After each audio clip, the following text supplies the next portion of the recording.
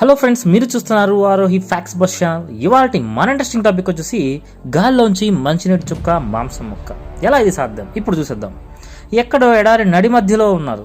చెట్టు చేమలు ఏమీ లేవు, నీటి జాడ అసలే లేదు. అయినా తినడానికి మంచి మటన్ లాంటి ఫుడ్, కావలసిన నీళ్లు రెడీ. బయట ఎక్కడి నుంచో తేలేదు, అక్కడే ఆ ఎడారిలోనే అబ్రకదబ్రా అన్నట్టుగా గాల్లోంచి తయారైపోయాయి. శాస్త్రవేత్తలు నిజంగానే గాల్లోంచి ప్రోటీన్ ఫుడ్ను, నీళ్లను తయారు చేసే టెక్నాలజీని అభివృద్ధి చేశారు. దాని గురించి ఇప్పుడు చూసేద్దాం. ప్రపంచవ్యాప్తంగా చాలా చోట్ల నీటి కటకటే.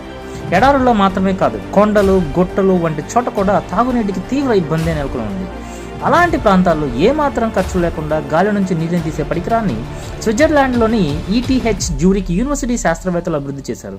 సెల్ఫ్ కూలింగ్ కండెన్సేషన్ అంటే తనంతట తానే చల్లబరుచుకుంటూ గాలిలోని నీటి ఆవిరిని సంగ్రహించేటువంటి సాంకేతికతతో ఈ పరికరం పనిచేస్తుంది.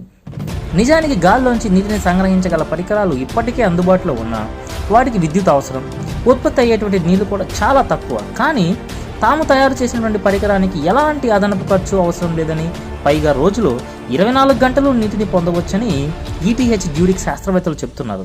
గాలిలోంచి నీటిని సంగ్రహించేందుకు సెల్ఫ్ కూలింగ్ కండెన్సేషన్ చేయగల ప్రత్యేక గ్లాసును శాస్త్రవేత్తలు తయారు చేశారు. పాలిమర్, వెండి పొరలతో కూడినటువంటి ఈ గ్లాస్ సూర్యరశ్మిని పూర్తి స్థాయిలో ప్రతిఫలింపజేస్తుంది, బాగా చల్లబరుస్తుంది. ఈ గ్లాస్ దిగువ భాగాన చుట్టూ ఉన్నటువంటి ఉష్ణోగ్రత కంటే కూడా ఏకంగా 15 డిగ్రీల సెంటీగ్రేడ్ మేర తక్కువ ఉష్ణోగ్రత ఉంటుంది. దీంతో గాలిలో ఉన్నటువంటి నీటి ఆవిరి గ్లాస్ దిగువ భాగాన నీటి చుక్కలుగా పేర్కొంటుంది, దిగువ ఉన్నటువంటి కంటైనర్లోకి చేరుతుంది. ఈ విధానంలో పూర్తి స్వచ్ఛమైనటువంటి నీరు వస్తుందని, 10 చదరపు మీటర్ల పరిమాణం ఉన్నటువంటి పరికరంతో రోజుకు 12.7 లీటర్ల నీళ్లు ఉత్పత్తి అవుతాయని పరిశోధనకు నేతృత్వం వహించినటువంటి శాస్త్రవేత్త హివాన్ హెక్లర్ తెలిపారు. అలానే మటన్, చికెన్ కూడా వస్తుందట.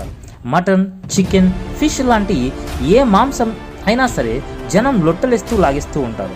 మరోవైపు ఇది జీవహింస అనేటువంటి వాదనలు కూడా ఉన్నాయి. ఈ మధ్య మొక్కల ఆధారిత మాంసం కూడా అందుబాటులోకి వచ్చింది. కానీ ఇవేమీ లేకుండా నేరుగా గాల్లోంచి మాంసం తయారు చేయగలిగితే ఇది ఇంకా బెటర్ కదా.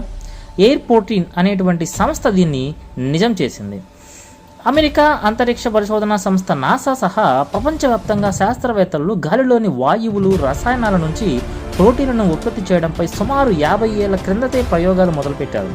అంగారకుడు, ఇతర గ్రహాలపై ఉన్నటువంటి వాతావరణం నుంచి ప్రోటీన్లను ఉత్పత్తి చేయగలిగితే వ్యోమగాములకు ఆహార సమస్య తీరుతుందనేది దీని ఉద్దేశం. ఈ పరిశోధనలను ఎయిర్ ప్రోటీన్ సంస్థకు చెందినటువంటి శాస్త్రవేత్తలు లీసా డైసన్, జాన్ రీడ్ తదితరులు స్ఫూర్తిగా తీసుకున్నారు. వివిధ పద్ధతుల్లో గాలిలోని వాయువులు, మూలకాలను సేకరించి అవసరమైన మేర సమ్మిళితం చేసి ఎయిర్ ప్రోటీన్ను రూపొందించారు. దాన్ని శుద్ధి చేసి పూర్తిగా ఆరపెట్టి ఒక పిండి వంటి పదార్థంగా తయారు చేశారు. ఈ ఎయిర్ ప్రోటీన్ పిండితో చికెన్, మటన్, ఫిష్ వంటి వివిధ రకాల మాంసం తరహాలో తయారు చేశారు. తమ ఎయిర్ ప్రోటీన్ రుచి, పోషకాల విషయంలో సాధారణ మాంసంతో సమానమని, యాంటీబయాటిక్స్, పురుగు మందుల అవశేషాలు కూడా ఉండవని శాస్త్రవేత్తలు చెప్తున్నారు. గాలిలోని కర్బనవాయువులను తగ్గించడం వలన పర్యావరణానికి కూడా మేలు జరుగుతుందని స్పష్టం చేస్తున్నారు. సో ఇది ఫ్రెండ్స్ ఇవాల్టి మన ఇంట్రెస్టింగ్ టాపిక్. నెక్స్ట్ వీడియోలో ఇంకొక మంచి టాపిక్తో మీ ముందుకు వస్తాను. చూస్తూనే ఉండండి ఆరోహి ఫ్యాక్ట్స్ బస్ ఛానల్. మరిన్ని వీడియోల కోసం లైక్ చేయండి, అలానే సబ్స్క్రైబ్ చేయండి, షేర్ కూడా చేసేయండి. Thank you.